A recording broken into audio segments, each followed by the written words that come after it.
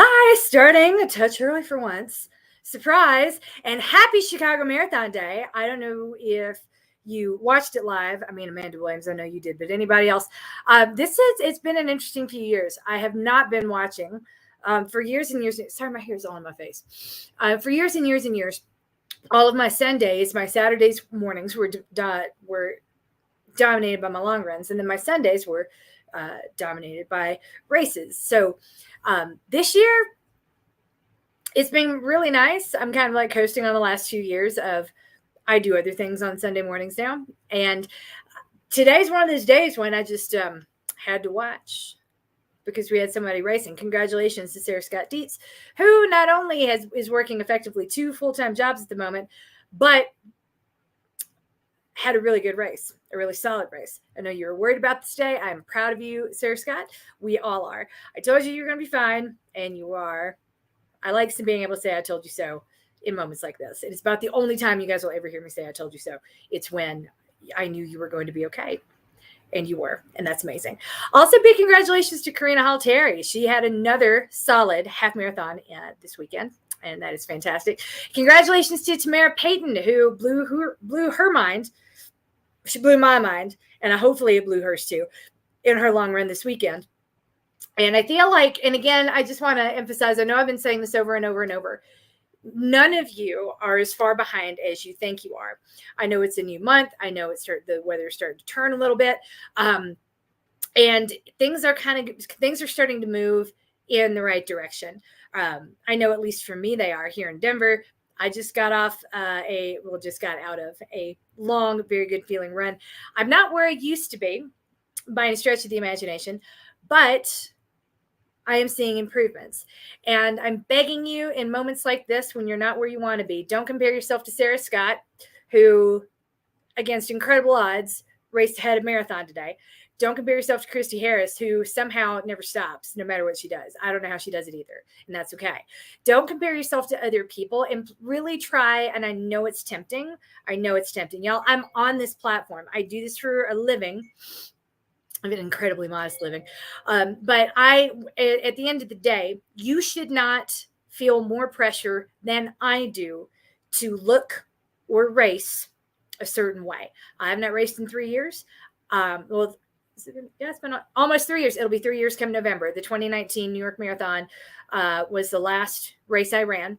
And I'm not doing another one until I feel ready. And I have no idea when that's going to be. Now, for me, that's really humbling. Some of you guys have been around for a while. And you may remember the podcast where I was pregnant at the time. So this would have been in 2018. And I was very, very confident that I was in a place where if I continued to show progress, have this last baby, get that behind me, and then start turning to the next Olympic trials. Now, I don't think the trials are ever going to happen, and that's okay. I never really wanted to do it. There are a lot of things that I did as a coach only because so many people couldn't take me seriously as a coach, and because I had not done them. For example, Boston. I had never cared about Boston. It is really crowded. I've talked ad nauseum about why I have never been excited to run Boston. And you might not believe or appreciate those reasons, and it's fine, but they're valid. So with that in mind, there are a lot of people who are like, well, if you've never run it, how can you coach me? So I tell you that to tell you this: there's pressure in my position to be and to do, and I resist all that pressure.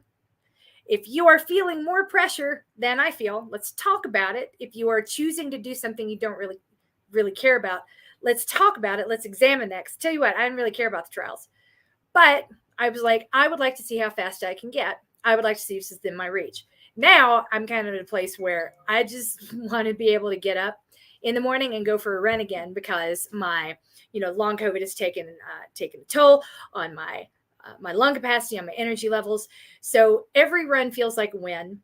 And I no longer feel that pressure to perform, seeing people liking and commenting on my Strava, people sort of like making assessments, no matter how many times I say the assessments that you're making are not good ones. They're not healthy ones, and you're not going to see where you are or have a good snapshot of what your capability is in any given moment using the analyses a lot of you are committed to doing. So by that, I mean, I'm still jogging right along at anywhere between like a 13 and a 16-minute mile. I think today's average was 14:45. And running more slowly than you want to go in any given moment is the hardest thing you'll ever do as a runner. Try holding just one. Show me this week. Chop it up. Make it your warm up. Make it your cool down. I don't care. But log it separately and then tag me in it on Strava. Show me one solid 15-minute mile. I dare you. Don't mind heart rate. Don't think about just challenge yourself as part of your workout. One unbroken 15-minute mile. Now, if you run more slowly than that and 15-minute mile for you is a reach, that's cool. Like, you don't have to do this. The people I'm talking to are the ones who are not quite sure they're where they need to be. And I tell you this again, gently and lovingly, going slowly is really hard. Everything's easy when you're fit. The road back is tough. I have been really fast. I've been really slow. And I'm not putting pressure on myself to get anywhere. Now, I know a lot of you are like, but if I don't have a race on the calendar, I'm not motivated to do the thing. Okay, that's different. But if you are trying to put a race on the calendar in order to force yourself into a habit to get a certain result, that is the habit I really want us to break. So if you feel good and you're in a place where you want to sign up for a race, great, go do that. But if you're not, cool, valid, hang out with me. We're going to get through this winter. We're going to do it with lots and lots of donuts, coffee, so much coffee, so much water, and we're going to have a lot of fun. Because you know what, at the end of the day, the fastest I've ever been was the least happy I've ever been. It was the smallest my body's ever been and the least happy with that body I've ever been. There was nothing healthy that came along with the performance that I had. And I wasn't even performing at the highest levels. So anything that you think of, if I'm a little bit smaller or faster, I'll be more confident, that's a lie. It's not true. We need to be able to find a way to connect with what we're doing today and love it no matter what comes out of it, no matter what your watch says at the finish. And we need to find a way to be able to come back to this day after day. I'm going to beg you to do the easy effort run. And there are days that I don't, but y'all, that's fine. I'm not training. My heart rate was out of control today for a whole lot of reasons. And that's fine. I'm not going to run tomorrow. I probably won't be able to run for the next 2 days. And I'm also not going to be complaining about what the pace was on my watch today, or freak out if the pace on my watch the next time I run is a little bit slower, because I am rebuilding.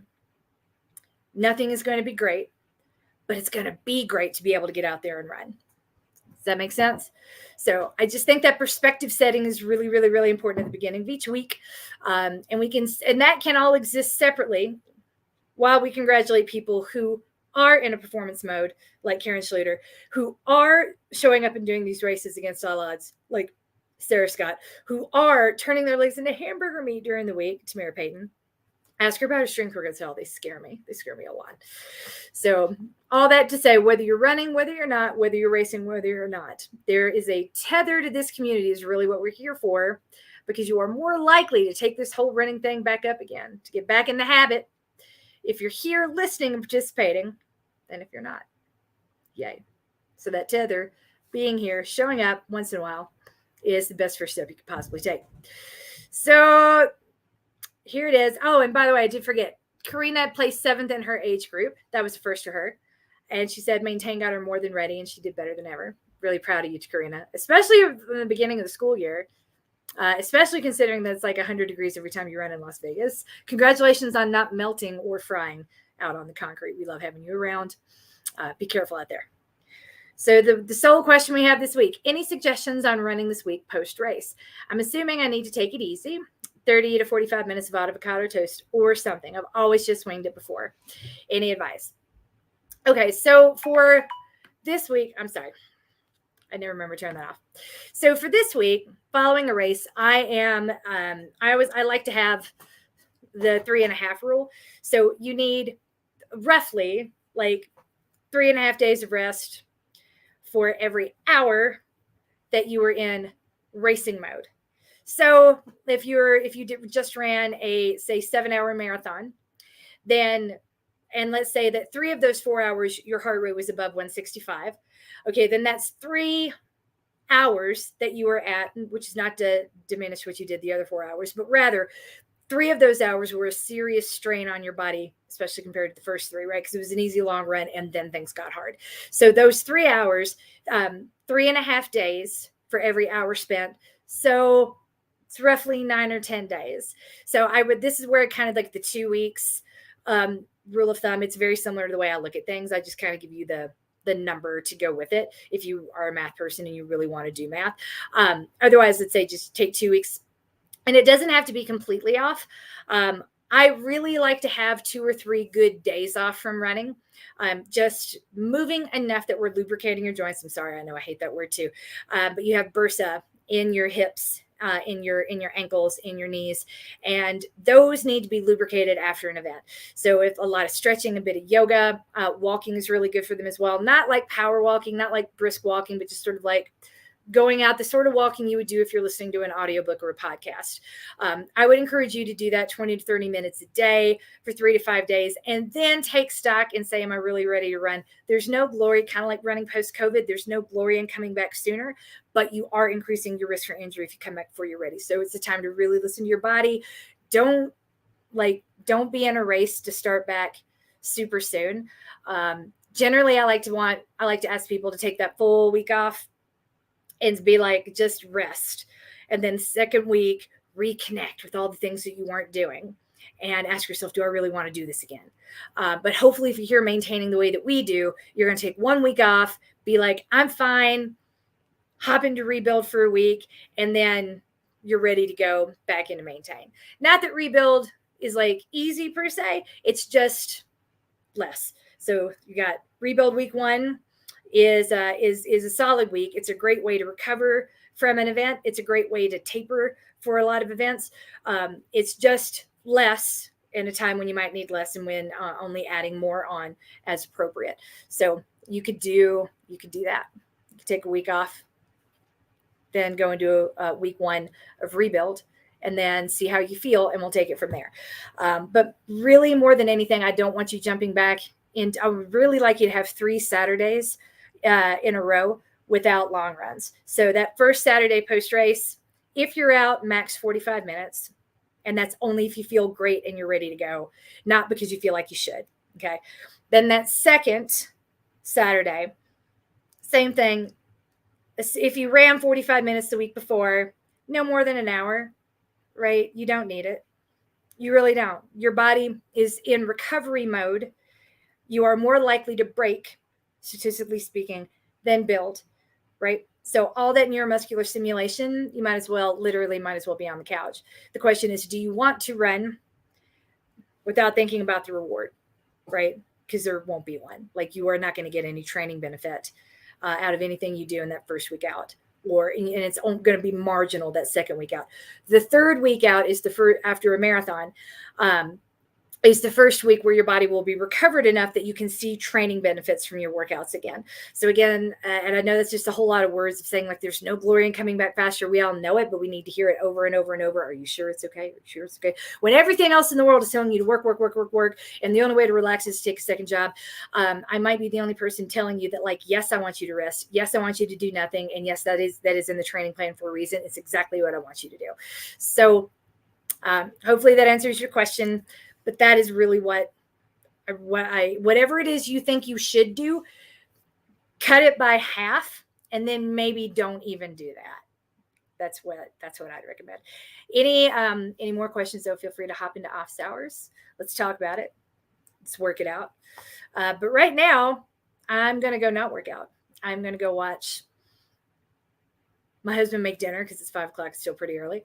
I'm going to get things ready for a big week ahead. And I don't know, tomorrow morning, I've got my clothes laid out every morning thinking, and I've got an alarm that goes off. And one of these days, I'm going to feel like running before dawn again. And when that day comes, I'm going to be ready. Tomorrow might be that day. Probably won't be, but it could be. So with that, the whole name of the game is being ready, but not kicking yourself or being mad at yourself or anyone around you or feeling like a failure if that day is not tomorrow. Might not be. Could be. Doesn't have to be. You are coached. You are loved. No matter what, you're winning at life. Now, let's keep going through October because there's going to be some candy coming our way really soon. I know I'm going to be buying it this week. Sweet. Can't wait.